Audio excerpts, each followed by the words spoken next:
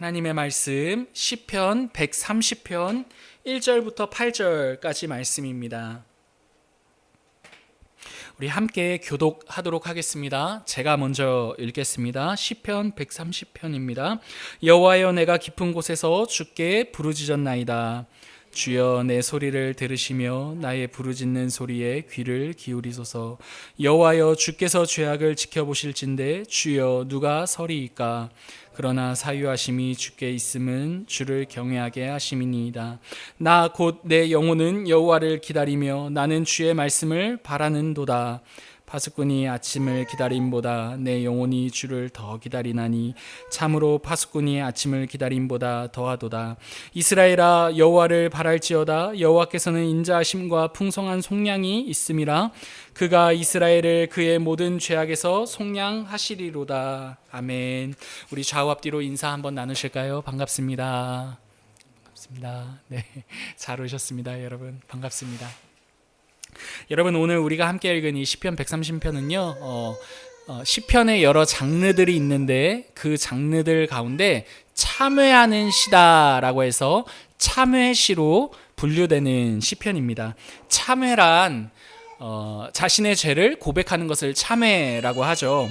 오늘 시인이 자신의 죄를 고백하고 자신의 어떤 상황을 참회하는 내용이 오늘 우리가 함께 읽은 이 시편 130편의 내용입니다.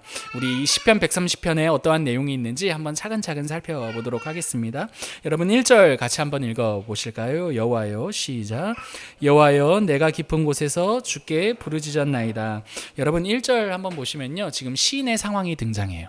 시인이 어떤 상황에 있는지 시인이 자신의 상황에 대해서 설명하는 게 1절의 내용입니다. 여러분 1절에서 시인이 자신의 상황을 뭐라고 설명하고 있습니까? 깊은 곳에 있다, 이렇게 이야기하고 있죠. 여러분, 여기서 깊은 곳이란 어떤 물리적인 상황이 아니라요, 시인이 지금 당면하고 있는 어떤 심리적인 상황이라는 것을 알 수가 있죠. 지금 시인은요, 어떤 물리적으로 깊은 곳에 있는 것이 아니라요, 심리적인 절망과 심리적인 어떤 고독감, 외로움, 뭐 이런 상황이 어떤 아주 깊은 곳, 잠겨있는 상황이라는 것을 생각해 볼 수 있어요. 여러분, 흔히 구약에서는요, 이 깊은 곳이다 라고 할 때 이 표현은 물속 깊은 곳을 의미합니다. 그래서 요나가 물속에 빠지잖아요. 바다 가운데 한복판에 던져지지 않습니까? 그때도 사실은 이 단어가 사용되었어요.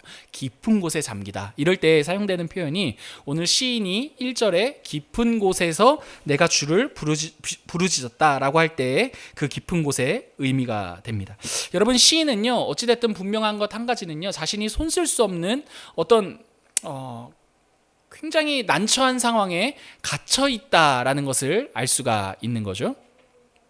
여러분, 저희 학교에, 제 총신대학교에 김정우 교수님이라고 구약학 교수님이 있는데, 시편 전공하시는 교수님께서는요, 이런 시인이 깊은 곳에 있다라는 이 장면을 이렇게 해석하세요. 제가 읽어드릴게요. 이곳은 깊은 곳입니다. 이 깊은 곳은 외로운 곳, 절망적인 곳, 모든 것을 상실한 곳, 모든 도움이 단절된 곳이며 무엇보다도 하나님으로부터 분리된 곳이라는 느낌을 준다가 바로 이 깊은 곳의 의미라고 말합니다. 여러분, 지금 시인에게 깊은 곳이라는 이 상황은요, 외로운 곳이고요, 절망스러운 곳이고요, 모든 것을 상실한 곳입니다. 누구도 도와주지 않는 곳이죠. 무엇보다 시인 스스로가 이곳을 막 깊은 곳이다, 이렇게 절망스럽게 표현하는 데에는요, 하나님과 단절된 느낌을 주는 장소이기 때문에 시인은 이 장소를 깊은 곳이다 라고 표현한다는 것을 생각해 볼 수 있습니다. 실제로 시인은요, 하나님을 계속 불러요. 1절도 한번 눈으로 보시면 주께 무엇하였나이다? 부르짖었다 라고 말합니다. 여러분 2절도 보시면요, 주여, 내 소리를 들으시며 내가 부르짖는 소리에 귀를 기울여 주소서, 이렇게 말하죠. 네, 그러니까 여러분 보십시오. 시인은요, 계속해서 하나님을 부르고 있는 겁니다. 1절에서도 부르고 2절에서도 부르고 있는 거죠. 근데 시인에게 이 장소는요, 계속 깊은 곳이에요. 왜냐하면 이렇게 시인이 불렀음에도 불구하고 하나님으로부터 곧장 바로 답이 오지 않고 않기 때문입니다. 때문에 시인이 불렀을 때 하나님이 바로 답을 주시면 뭔가 이 고독하고 외롭고 절망스러운 곳이 더 이상 깊은 곳이 되지 않을 텐데, 시인이 이곳을 깊은 곳이라 느낄 수밖에 없는 이유는 자신이 부르짖었음에도 불구하고 하나님께서 바로 응답하시지 않기 때문에 시인은 상대적으로 이곳이 더 깊은 곳으로 느껴지는 거죠. 하나님과의 단절된 이 상황, 이 정황, 나에게는 깊은 곳이다 라고 말하는 게 어떤 시인이 경험하고 있는 상황입니다. 여러분, 그런데 이러한 시인의 고백은요, 시인이 이렇게 깊은 곳이 있다고 자신의 인생 가운데 깊은 곳을 고백하는 데에는요, 사실 시인뿐만 아니라 우리의 인생도 마찬가지입니다. 여러분, 우리도 그렇지 않나요? 여러분, 굉장히 외롭고 고독하고 절망스러우며 아무도 나를 도와주지 않는 것 같은, 여러분 이런 경험 있지 않으십니까? 더 나아가서요, 여러분, 하나님과 뭔가 단절되고 뭔가 하나님과 완전히 이렇게 관계가 완전히 이렇게 절단된 것 같은, 단절된 것 같은 그런 상황 경험해 보신 적 있지 않으십니까? 여러분, 시인뿐만 아니라 사실은 우리도 살아가는 중에요, 이런 깊은 곳을 경험한다는 것을 생각해 볼 수 있습니다. 하나님께서 우리를 향해 아무런 반응도 없으실 때 하나님과 단절된 것 같은 그 불안함, 그게 바로 시인이 말하고 있는 깊은 곳의 의미인 거죠. 시인이 이렇게까지 하나님의 부재를 느끼는 데는요, 이유가 있어요. 3절이 그 이유예요. 3절도 같이 한번 읽어볼게요. 여호와여, 시작. 여호와여, 주께서 죄악을 지켜보실진데 주여 누가 서리이까. 여러분, 3절 보시면요, 무엇이 등장하고 있어요? 죄악이 등장해요. 시인이 지금 깊은 곳에 있잖아요. 이 깊은 곳에서 하나님의 부재를 경험하고 있는, 이 깊은 곳을 경험하는 이유가 있어요. 그 이유가 무엇인가 하니 바로 죄 때문이라는 것을 알 수가 있는 거죠. 여러분, 시인의 이 고백은요, 굉장히 진솔하면서도 정직한 고백인 거죠. 왜냐하면 여러분 생각해 보세요. 여러분, 언제 하나님과 뭔가 단절된 느낌을 갖습니까? 죄를 지었을 때 아닙니까? 그죠? 우리가 뭔가 하나님 앞에 죄를 짓고 나면 여러분, 뭔가 하나님과 관계가 딱 단절된 느낌을 갖습니다. 하나님과의 관계가 더 이상 어떤 사랑의 관계가 아니라 뭔가 두려움의 관계가 되는 거죠. 불안함의 관계가 되는 거죠. 내가 이렇게 했으니까 하나님은 나에게 이런 진노를 행하실 거고, 내가 뭔가 일들을 했을 때 잘 안 풀리는 일이 하필 잘 안 풀리는 일이 있으면 내가 하나님 앞에 죄를 지었기 때문에 이러한 벌이 있겠구나. 뭔가 그게 죄를 지었기 때문에 하나님이 뭐 벌을 하시는 걸 수도 있겠죠. 근데 여러분, 그런 것들을 떠나서 어쨌든 중요한 것은 우리 안에 있는 그 불안함, 그 두려움, 그 하나님과의 단절된 관계로부터 나온다는 것을 알 수가 있죠. 이 단절은 무엇으로부터 시작된다고요? 죄로부터 시작되는 거죠. 여러분, 시인 역시도요, 이 깊은 곳에서 경험한 이 외로움과 절망과 그 불안함, 무엇보다도 하나님과의 단절된 그 느낌은요, 무엇으로부터 시작된 것이었습니까? 죄로부터 시작된 것이라는 것을 알 수가 있습니다. 여러분, 이 장면을 통해서요, 우리가 알 수 있는 것 있죠. 여러분, 하나님과 우리 사이를 가로막는 것 무엇입니까? 죄입니다. 죄. 여러분, 죄는요, 하나님과 우리 사이를 가로막는 유일한 담입니다. 우리가 사는 이 세상에서 이 죄는요, 여러분, 환영받거나 관심을 갖는 주제가 아니죠. 과거에는요, 유교 문화 때문에 이 죄책감이라는 게 굉장히 컸고, 그렇기 때문에 이 죄로부터 어떻게 해방될 수 있는가가 우리 신앙의 어떤 큰 주제였습니다. 근데 이 시대가 유교로부터 많이 벗어났고, 그리고 포스트 모더니즘 시대라고 하지 않습니까? 다 상대주의죠. 네 의견도 옳고 나도 옳고. 여러분, 이런 상황에서는요, 죄가 더 이상 이전과 같이 큰 죄책으로 다가오지 않습니다. 내가 남한테 피해를 안 줬는데 이게 왜 죄야? 이렇게 묻는 게 요즘의 죄에 대한 관점이라는 것을 알 수가 있죠. 누구도 죄에 대해서 진지하지 않고, 과거와 달리 죄에 대한 이 개념도 굉장히 가벼워진 게 우리가 살고 있는 시대입니다.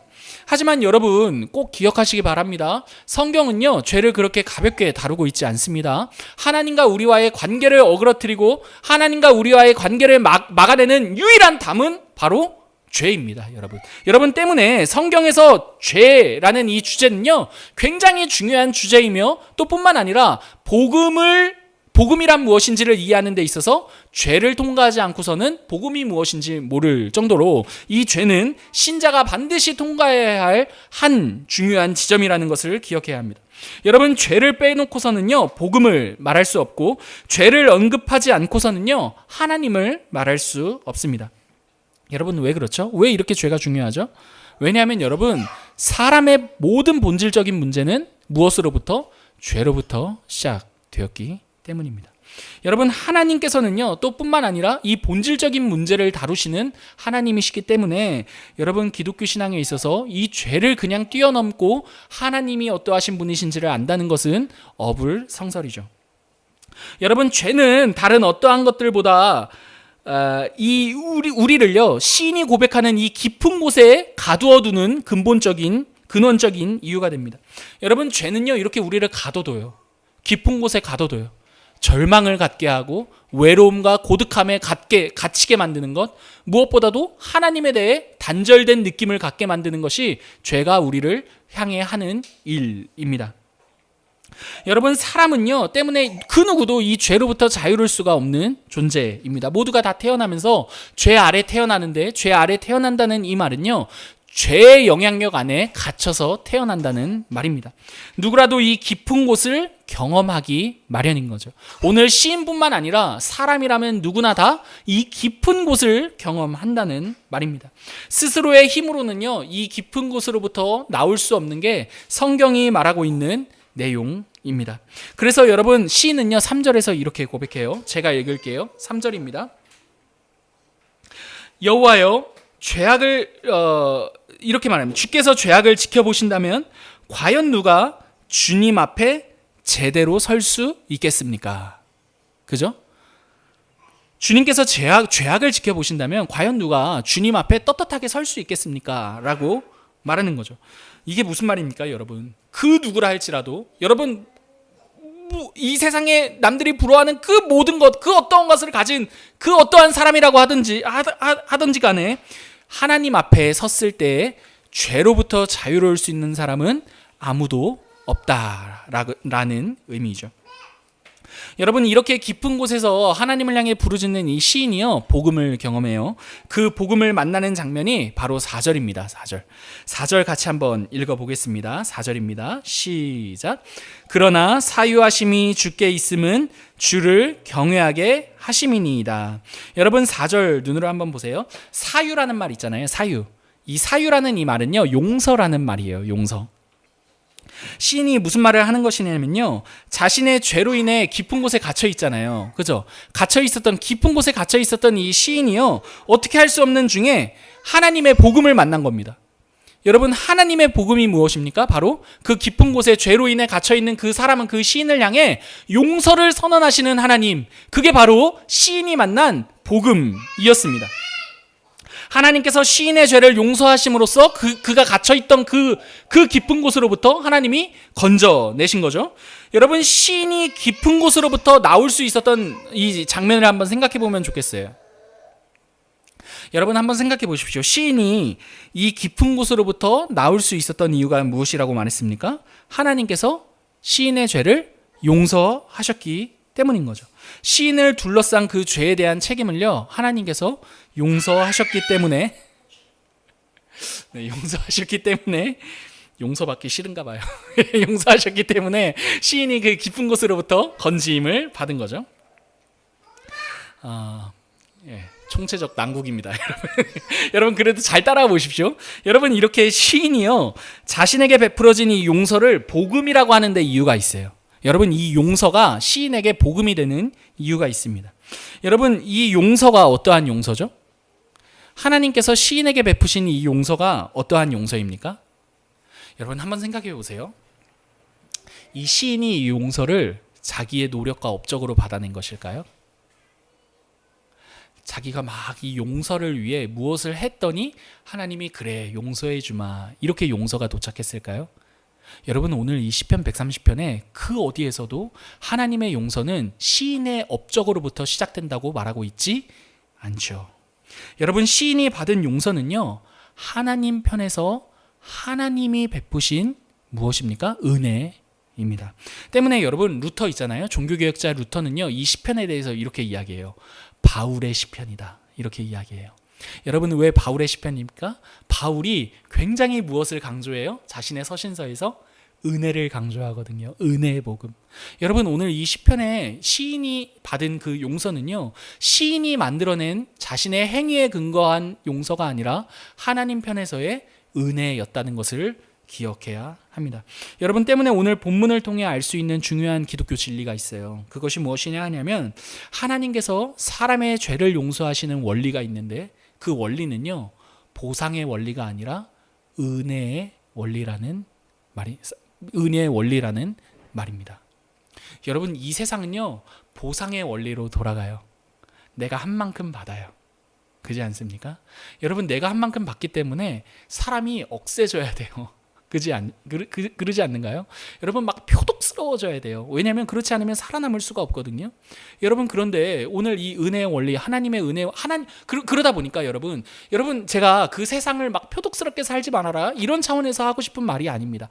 근데 이게 어떻게 우리의 신앙에까지 영향을 미치고 우리 안에 어떤 큰 문제를 만들어내느냐 하냐면 하나님을 향해서도 보상의 원리를 갖다 대는 거죠. 하나님, 내가 이렇게 하나님한테 하는데 하나님 왜 저에게 이러한 일에 대한 상응하는 값을 주지 않으십니까?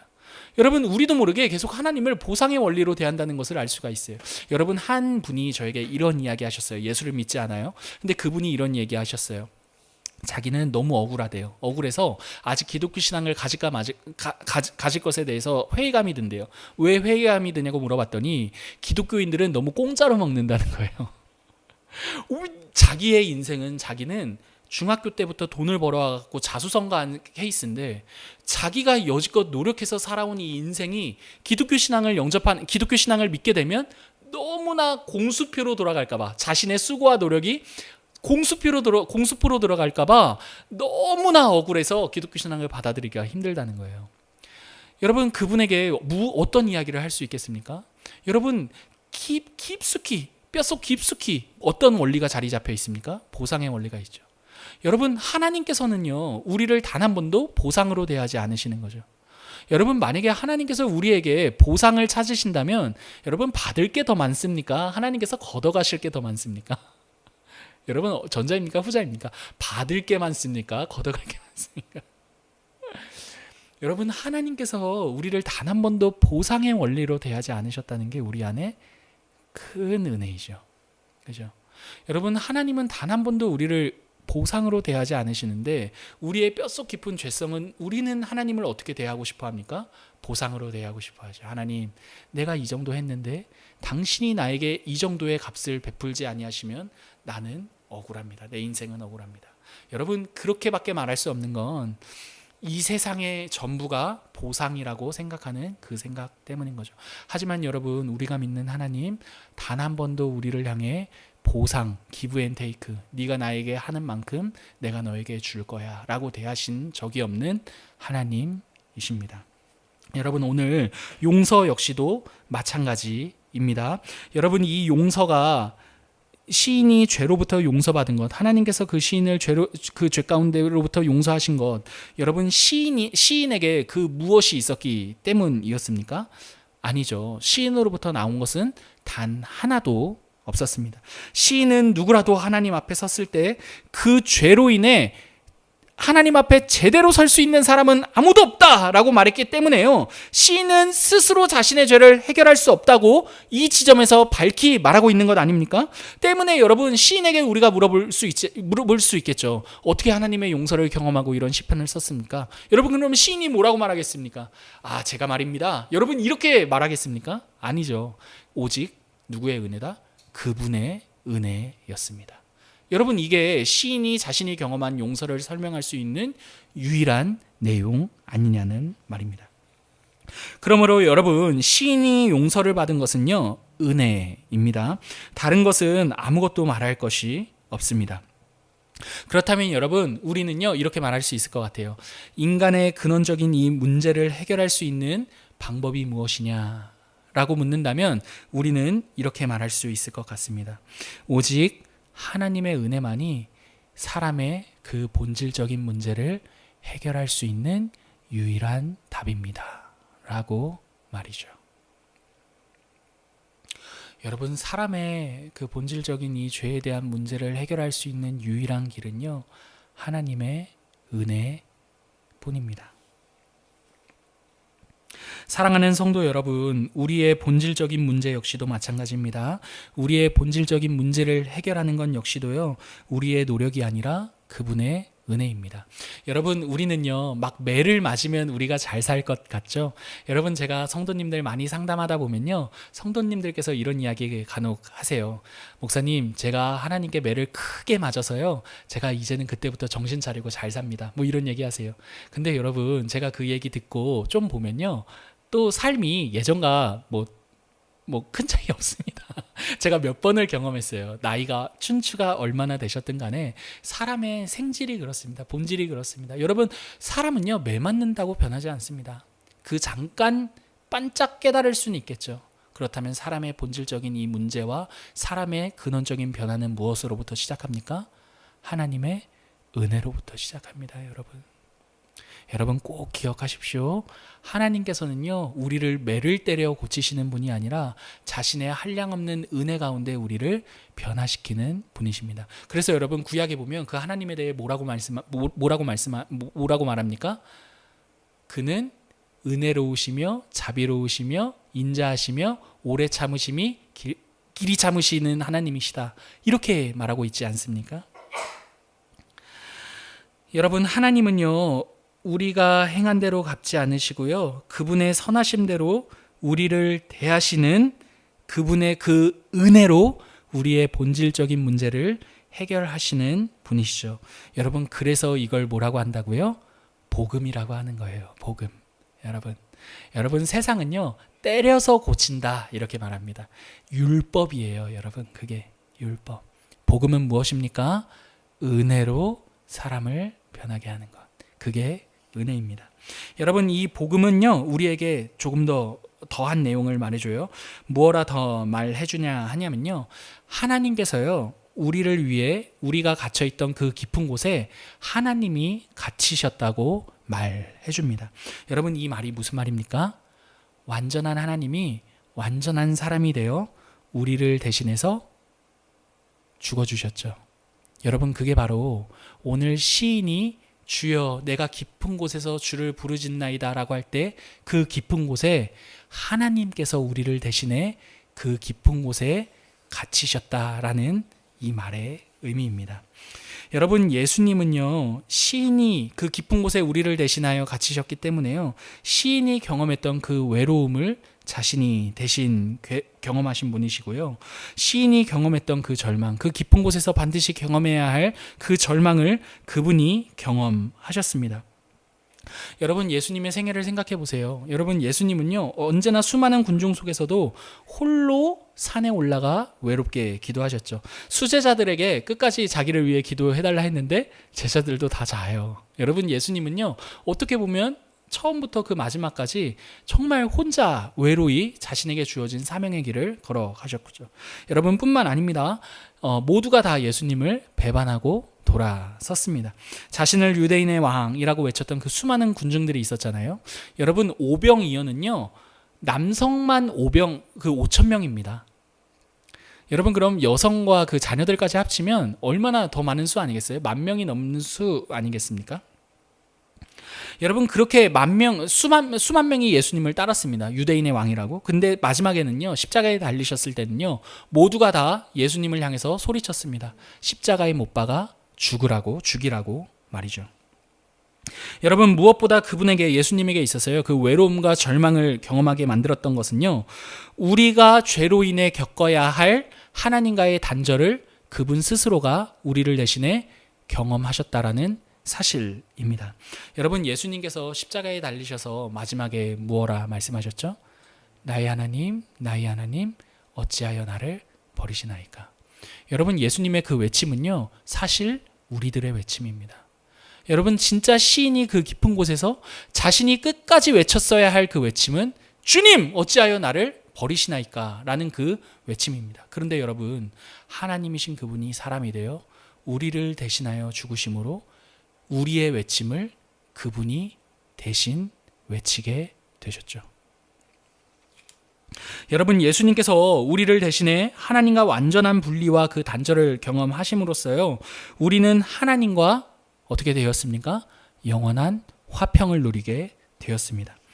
여러분, 물론 우리가 신앙의 여정 걷는 중에요, 일시적으로 하나님과 단절을 경험하는 것 같은 느낌을 받을 수는 있지만요, 그게 그렇다고 우리의 신분, 우리의 본질적으로 하나님과의 영원한 화평을 깨는 것은 아닙니다. 왜 그렇습니까? 우리를 대신해 성자 하나님이신 그분이 하나님과의 단절과 분리를 대신하여 경험하셨기 때문입니다. 여러분, 그분이 하나님께 성부로부터 버림받으심으로 우리는 영원한 하나님의 자녀가 되었습니다. 그래서 바울이 무엇라 이야기합니까? 내가 확신하노니 사망이나 생명이나 그 어떠한 피조물이라도 우리를 그리스도 예수 안에 있는 하나님의 사랑으로부터 끊을 수 있다 없다? 없다라고 말하는 거죠. 여러분, 바울이 왜 이렇게 담대하게 말할 수 있는 것입니까? 우리를 대신해 예수 그리스도께서 대신 버림받으셨기 때문입니다. 사랑하는 성도 여러분, 우리가 받은 이 용서는요, 시인이 이 시편에서 고백하는 용서의 완성판이라고 할 수 있습니다. 여러분, 어떠한 의미에서 이 구약의 이 시인의 용서에 대한 이 노래와 고백은요, 모형이죠, 모형. 그지 않습니까? 근데 참된 실사판은 누가 경험한 겁니까? 우리가 경험한 거죠. 예수 그리스도를 통해서 경험했기 때문입니다. 여러분, 때문에 우리가 이 시편을 통해 노래하는 용서는요, 이 시인보다 더 구체적이고 분명한 용서의 실체라는 것을 기억해야 할 것입니다. 여러분, 말씀만으로도 용서하실 수 있는 하나님께서요, 직접 사람이 되어 우리 형편 속으로 찾아와 우리를 그 깊은 곳에서 건지시고 자신이 우리가 거해야 할 그 깊은 곳에 대신 들어가셨습니다. 그러므로 여러분, 우리가 그분께로부터 받은 용서는요, 어떠한 용서입니까? 완전한 용서입니다. 여러분, 하나님께서 우리를 보시면서요, 한번 보고 용서한다, 이게 아니라요, 그리스도 예수 안에서 우리를 완전히 용서하셨습니다. 우리가 무엇을 했기 때문에 받은 용서가 아니라요, 예수님께서 우리를 위해 행하신 그 일로 인한 용서이고요, 예수님께서 자신을 들이심으로 완성하신 용서이기 때문에요, 이 용서는 완전한 용서이며 이 용서는 은혜의 용서입니다. 그러므로 사랑하는 성도 여러분, 혹시라도 우리 가운데 깊은 곳에 머물고 계신 분이 계시다면요, 우리를 대신하여 완전한 이 용서를 이루신 그리스도께로 나아가시기를 바랍니다. 완전한 용서를 우리에게 가져다 주신 예수님을 신뢰하시기를 바랍니다. 때문에 시인이요, 이 용서를 맛본 시인이 이렇게 고백을 해요. 우리 5절부터 7절 같이 한번 읽어보실까요? 같이 읽어볼게요. 시작. 나 곧 내 영혼은 여호와를 기다리며 나는 주의 말씀을 바라는도다. 파수꾼이 아침을 기다림보다 내 영혼이 주를 더 기다리나니 참으로 파수꾼이 아침을 기다림보다 더하도다. 이스라엘아, 여호와를 바랄지어다. 여호와는 인자하심과 풍성한 속량이 있음이라. 아멘. 여러분, 이 시인이 무엇을 고백합니까? 자신에게 완전한 용서를 가져다 주신 하나님을 향한 신뢰를 고백합니다. 그 하나님에 대한 기다림을 선언합니다. 그 용서를 베푸신 하나님을 찬양합니다. 시인이 고백하는 것은요, 하나님에 대한 신뢰와 그분의 풍성한 구원입니다. 여러분, 때문에 우리 역시도요, 우리를 위해 완전한 용서를 이루신 그 그리스도를 생각할 때 우리 역시도 시인과 마찬가지로 우리가 바라고 우리가 기다려야 할 유일한 분은 예수 그리스도 되시는 거죠. 여러분, 이렇게 고백해야 옳습니다. 우리의 본질적인 이 문제는 예수 그리스도야말로 우리의 본질적인 문제를 해결하실 수 있는 유일한 하나님이시다라고 말이죠. 그러므로 사랑하는 성도 여러분, 우리를 위해 그 용서를 이루신 예수 그리스도께 매일같이 나아가시기를 바랍니다. 여러분, 그리고요, 우리의 삶 가운데요, 그분을 찬양하시기를 바랍니다. 여러분, 뭔가 좀 잘할 때, 우리가 떳떳할 때, 그때 하나님을 찬양하는 것뿐만 아니라요, 여러분, 전혀 가당치 않은 그 자리, 그 장소와 그 장면에서도 그러한 우리를 위해 용서를 이루시고 용서를 베푸신 그 그리스도를 찬양하시기를 바랍니다. 우리에게 생각하는 것 그 이상으로 넘치는 구원을 베푸시는 그 그리스도와 그 성부 하나님을 기억하시며 그 하나님만을 찬양하며 이 믿음의 여정을 걸어가시는 저와 여러분 되기를 간절히 기도합니다. 우리 함께 기도